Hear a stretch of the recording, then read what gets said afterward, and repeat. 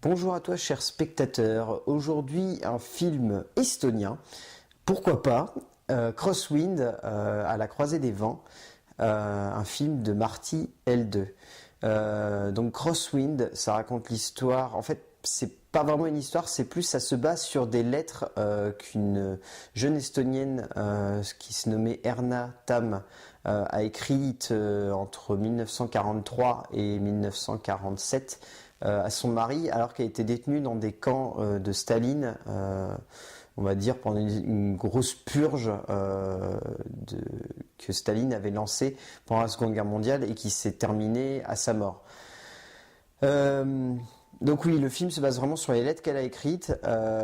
C'est assez compliqué d'en parler au niveau du scénario parce que le scénario et la mise en scène sont quasiment la même chose dans ce film. C'est-à-dire que c'est un film qui met en scène ce que les lettres nous racontent. Et de ce point de vue-là, c'est vraiment impressionnant. Donc ce film arrive aujourd'hui comme ça, sans vraiment de devoir de mémoire ou quoi que ce soit, si ce n'est le fait que c'est une période dont on n'a pas tendance forcément à en évoquer les faits, cette espèce de purge qu'il y a eu dans les années 40 et 50, cette purge stalinienne où Staline essayait de massacrer les populations des pays alentours à l'URSS.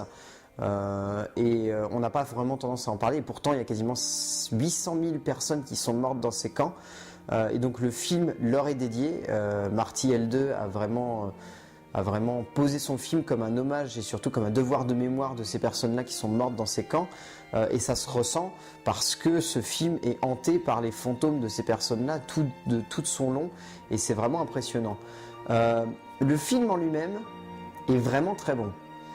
Il est vraiment très bon pour une raison toute simple, c'est qu'il repose sur un concept de mise en scène absolument extraordinaire.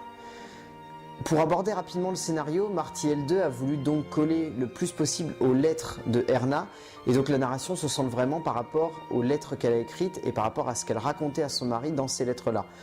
Il y a très peu de libertés qui ont été prises par le metteur en scène qui réalise ici son premier long métrage. Il n'a pas vraiment voulu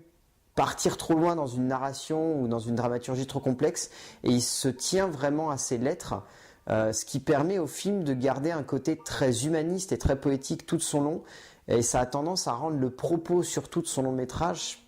vraiment dur et violent peut-être avec ce qu'il nous montre, parce que on sent qu'il est hanté par ce qui s'est passé, et de ce point de vue-là, ça se ressent dans l'image, et c'est en même temps dur et en même temps profond. Et donc son scénario épouse vraiment cette direction-là, et ça se ressent, et c'est vraiment très beau parce que les paroles toutes simples que nous décrit les lettres d'Erna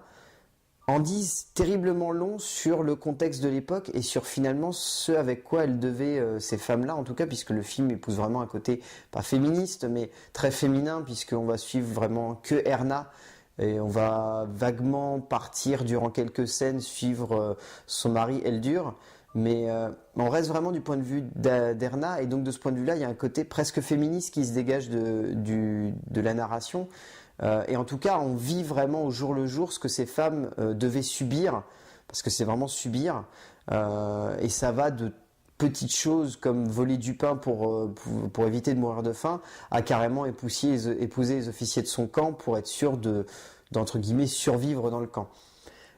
Mais donc, au-delà de simplement avoir un scénario qui suit des lettres, ce qui est intéressant, c'est la mise en scène de Marty L2, qui donc a choisi de mettre en scène des tableaux. Et ça n'est pas juste une expression, il met en scène des tableaux. Ce réalisateur a eu une idée absolument magnifique, c'est celle de figer les instants décrits par Erna dans ses lettres et de laisser une caméra presque baladeuse partir au milieu de ces personnages. Et au-delà d'avoir une idée donc baladeuse, cette caméra, elle est là pour nous raconter tout simplement, pour figer l'instant, pour presque, je sais pas, avoir une poésie terriblement macabre sur l'idée que à cet instant-là, voilà, ils savaient pas ce qui allait se passer, ils imaginaient pas ce qui pouvait leur arriver, et donc l'image se fige, et nous on se balade au milieu de cette image figée qui est parfois déchirante émotionnellement et qui est en même temps parfaite. Il y a une justesse de ton qui est maîtrisée tout son long dans ce film, parce que Marty L2 arrive à capter l'instant présent par ce jeu avec la caméra qui est donc vraiment intense, et donc qui est réalisé avec Eric Polumna, son directeur de la photographie, qui joue vraiment sur les plans séquences et sur une imagerie avec du noir et blanc absolument magnifique, c'est absolument extraordinaire. Il y a un jeu avec cet instant figé et le fait qu'à cet instant-là tout peut arriver. Et c'est vraiment extraordinaire. Et tout le long du film, on a ça, c'est-à-dire qu'on ne va pas avancer avec des scènes où les personnages vont bouger parce que le mouvement, c'est une forme de liberté qu'ils perdent dès le moment où Staline commence à les envoyer dans les camps. Donc dès ce moment-là, l'instant doit être figé. On doit marquer l'instant pour rappeler ce devoir de mémoire et essayer de montrer que à cette époque-là, les libertés étaient privées, donc pas la possibilité de bouger ou d'être libre, donc un mouvement figé. Et de ce point de vue-là, il y a énormément de réflexion là-dessus et ça se ressent par la mise en scène donc qui est vraiment extraordinaire. Et ça se ressent de plus, je pense, dans le dernier plan figé du film où il y a des personnages dans les seconds plans qui clignent des yeux, qui ont envie de bouger la tête, qui ont envie de bouger les mains et qui ne peuvent pas complètement. Comme si, à la fin, lorsque ces personnages retrouvent cette liberté, finalement, elle leur avait été prise durant cette guerre et durant ces camps, et qui ne pourraient jamais la retrouver totalement, qui seraient prisonniers du souvenir de cette guerre. Et c'est notamment le cas de Erna, qui donc, par un spoil entre guillemets, mais bon, voilà, qui a donc perdu son mari dans les camps, et qui est restée prisonnière pendant 47 ans du secret de savoir si son mari était mort ou pas, et qui l'a appris donc que 47 ans à la fin des camps de Staline, et donc de la mort de Staline, ce qui est quand même absolument horrible, il faut bien le reconnaître. Mais donc la mise en scène, elle est absolument intense, et le film gagne en intensité par le jeu et la voix, qui vont ensemble, de Laura Peterson, qui campe le personnage donc de Erna, qui est extraordinaire, qui a une voix qui porte le film avec une sincérité et une émotion palpable du début à la fin, et qui, dans son jeu figé, puisque c'est vraiment un jeu figé, retransmet une émotion vraiment unique, vraiment éprouvante,